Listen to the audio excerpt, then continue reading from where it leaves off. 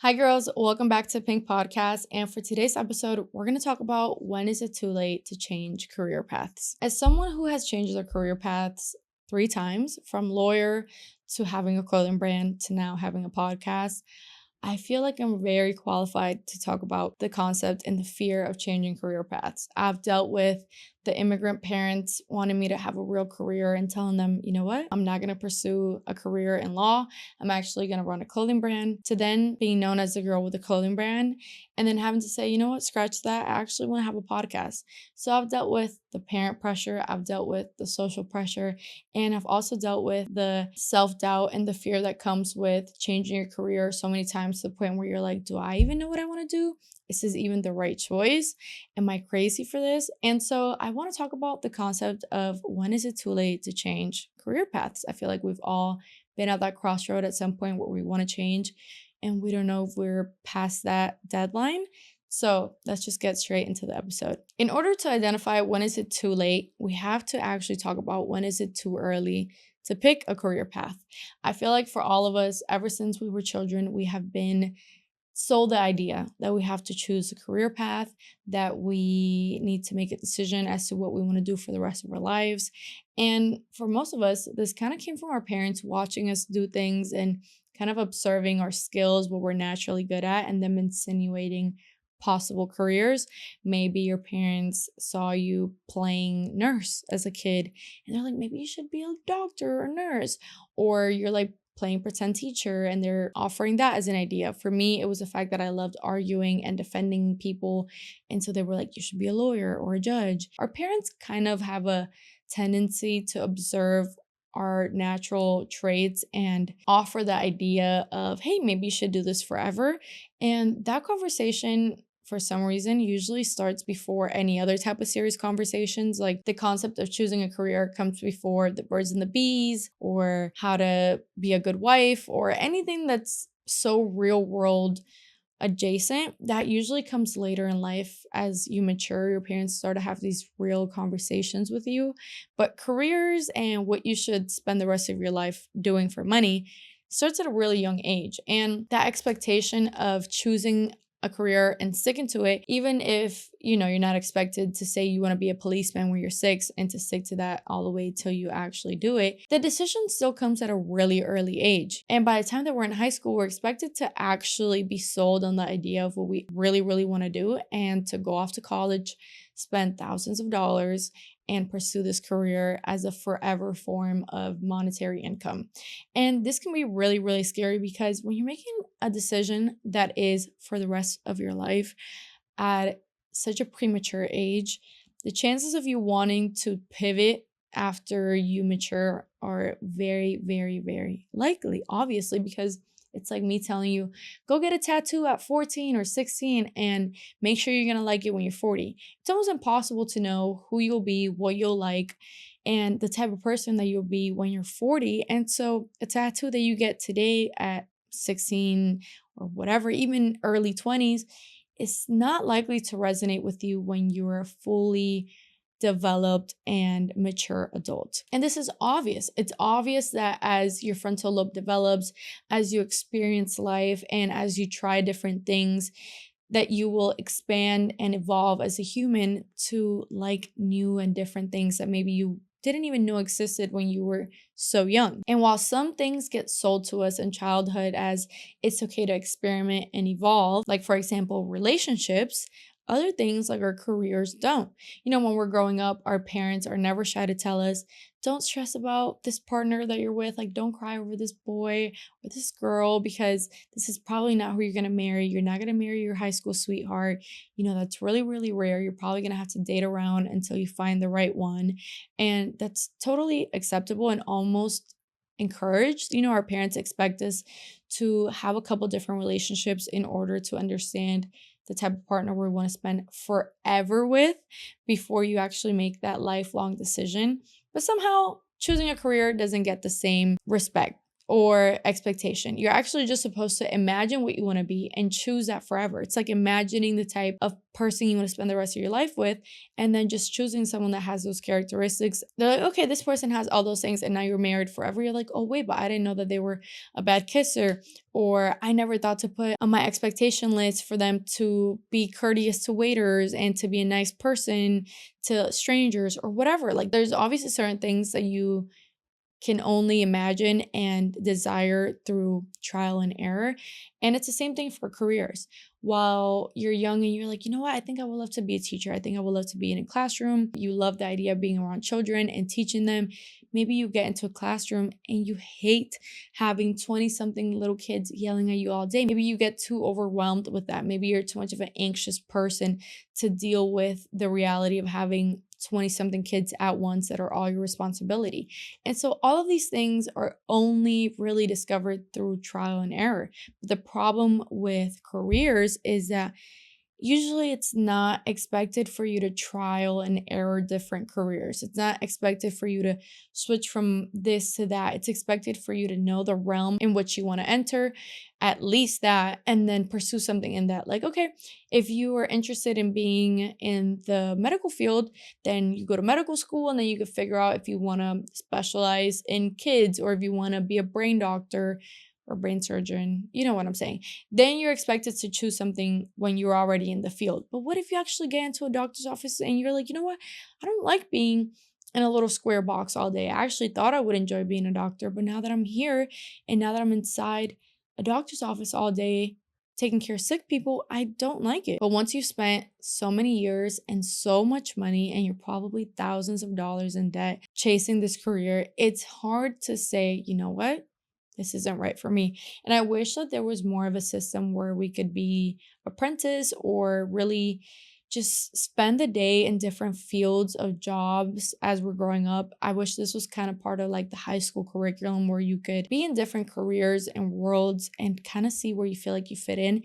And I feel like even then, you shouldn't be expected to stick to what feels right to you as a teenager because like I said, as you evolve, as you become an adult, as you fully mature and really get a sense of self-identity, the same things that may have felt like you at that age might not resonate with you 10 or 20 years later. For me, the first time that I wanted to shift careers, it was when I was in college already and I was pursuing a career in law.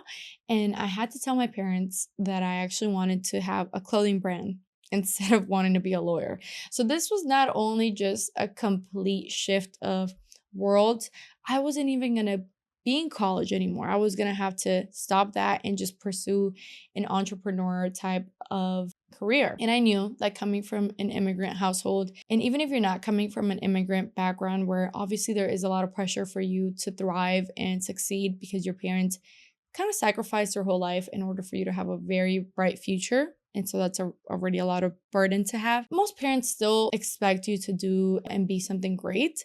And having to tell your parents, hey, I've come to the realization that this is no longer me and this is what I want to do now is a very heavy feeling. But at the time, the thing that really convinced me to do it was the realization that I was either going to spend the rest of my life trying to make my parents happy or I was going to have to choose to make myself happy. And that's not easy to do, especially when, like I said, you have the guilt of immigrant parents or just like your parents wanting the best for you in general and you knowing that the decision that you're making possibly doesn't align with what they saw for your future and that that's going to hurt them and nobody wants to hurt their parents. But at the end of the day, I had to tell myself, you know what, I have to make this decision for me and this is what I want to do. And so I crossed that bridge. I told my parents. And so about 5 years later, when I realized I actually wanted to pivot into having a podcast, this obviously didn't seem to make any sense publicly. I was known, not like worldwide or something, but I was known at least in my town and to my peers as the girl with the clothing brand. I had this be part of my identity for a lot of years now. And so now it was making the shift not to my parents. Now is making a social shift of, hey guys, like I know I've had a clothing brand for a while, but I actually am going to have a podcast now. And this probably didn't make sense to anyone, but it made sense to me. And that's all that mattered to me. And that's why I made that shift. And so regardless of where the pressure to not change career paths is coming from, whether it's from your parents or your peers or your own self-doubts and fears of making such a big change. All of those different things are just outside influences. And at the end of the day, you have to be happy with yourself as a human. You have to be happy with the decisions that you've made, with what you're going to have to do for the rest of your life. And it's okay if those things keep evolving. It's okay if you've had a business for 10, 15 years and now you realize you don't like that business anymore and you actually want to do a completely different thing with your life. Maybe you want to go back to school. Maybe you want to pursue a career in acting. The only thing that you have to figure out is, what are you going to do in the meantime? How are you going to deal with whatever you've already built, whatever you maybe owe? So whether that takes you a couple of months or a couple of years to be able to make that shift, that's completely normal. But it's more about knowing, do I want to make this shift? Do I want to change careers? Do I want to no longer be a model, but now I want to be an Airbnb host? Like whatever it is, that decision has to come from within you, and you have to know that you're doing it just for you, without what anyone else has to say, without whatever your parents or your friends or your loved ones or anyone, because you have to deal with disappointing yourself also. And I would rather disappoint everyone around me and be happy with myself and my choices than for everyone to be proud of me and me be super miserable. Now, there's also the conflict of, what do you do when you don't know what you want to do?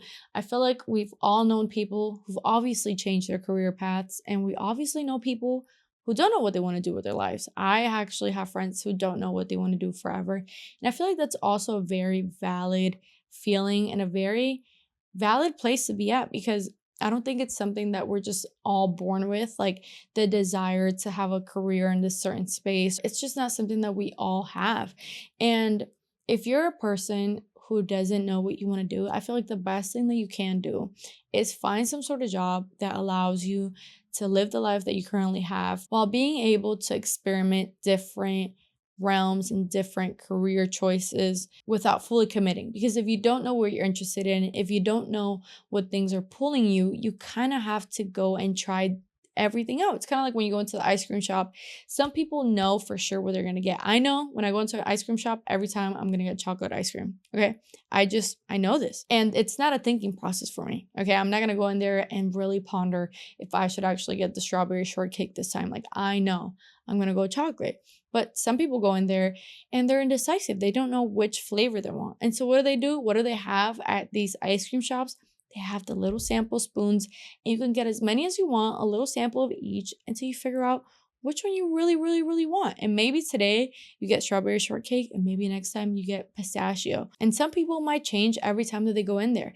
And so if you're not a person that loves to do one thing forever, then just don't tie yourself down to something forever. Don't go to school for something and then owe a bunch of money for something that you don't know if you really want to do. I feel like the best thing you could do is find a job that allows you to have free time to experiment and see what you actually are interested in, or find a job that allows you to live the life you already want to have, and just be okay with the fact that, you know what, maybe it'll hit me when I'm older of what I actually am passionate about.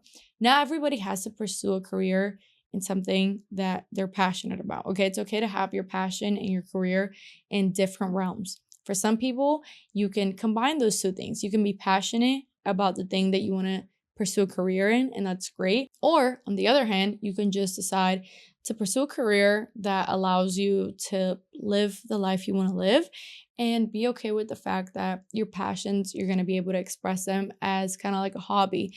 Maybe you're going to want to do photography, but since you don't want to do that full time, or since you're always changing your mind, you find sort of like a steady job, something that doesn't require a lot of money and investment, like becoming a doctor, which is a lot of years of schooling and a lot of money and a lot of student loan debt, into something that you don't want to do forever, or something that's not a passion. Maybe just find some sort of trade job or something that you can be stable in and be able to express your passions and your different loves for exploring in your free time. You'll be able to express them through hobbies and just things that you pick up here and there. And that way you're just not tied to having to pick something so serious when you're kind of like an indecisive person. I feel like in a perfect world, we would be encouraged and taught to explore different careers and maybe shadow in different fields and just kind of experiment around and be sold the idea that it's okay to keep choosing and evolving and changing career paths as you evolve, that you wouldn't have to make the decision to go into debt with the government by pursuing a career at such an early age, to the point where now, if you want to change when you're finally in your adult years, it feels like an impossible task because you owe so much money, or whatever it is. I wish that these weren't the social norms of choosing a career and kind of making people stick to a decision that you've made at a time where you're not even mature enough to understand yourself, to understand what feels true to you. And even if you are mature enough to make the decision and you actually do pick something in your 20s, it's okay to evolve as a person. It's okay to be 15, 20 years into a career and say, you know what, now I want to start over. Now I want to do something completely different. I feel like I've conquered that. I feel like I've done everything that there has to be done with that. And now I want to do something new and exciting again. That should be completely normalized and accepted as well. And so that brings us to our original question: when is it too late to change career paths? Never. I feel like it should never be too late to try something new, to say, you know what? I'm done with that. I want to do this other thing. I feel like as long as you're doing things responsibly and you're not just letting yourself be millions of dollars in debt or whatever the case may be, as long as you are being smart about changing career paths and trying new things out, you should be able, and you should be almost like encouraged to try different things in your life. Like, who wants to just die and say that they only did one thing for their whole life? It's kind of like saying that you only lived in one city your whole life. Like, there was a whole world of things that you missed out on. And I'm not saying that you have to change your career every year or something, or go from being a photographer to being a landscaper to being an interior designer to being a hairstylist, but you should be allowed to express yourself in different ways and to evolve without being shamed or it being such a taboo thing to do, to change your career at your 50s. Like, who cares? Go and try something new. Like, what are you going to do? Just die being an accountant forever? Like, you might as well just go and try being, I don't know, a movie director. And if it fails, it fails. Who cares? As long as you can still have a roof over your head and food on your plate, and if you have children that they're being taken care of, you should be able to go and have fun and experiment as a human being. And so, with that being said, I hope that you girls enjoy this episode. I hope that this encouraged you to pursue whatever you want to do in life without feeling guilty or feeling ashamed or feeling like you're going to disappoint people, because if you do, that's okay. It's better than disappointing yourself. Okay. So I love you girls and thank you so much for watching. I will see you girls next Wednesday. Bye.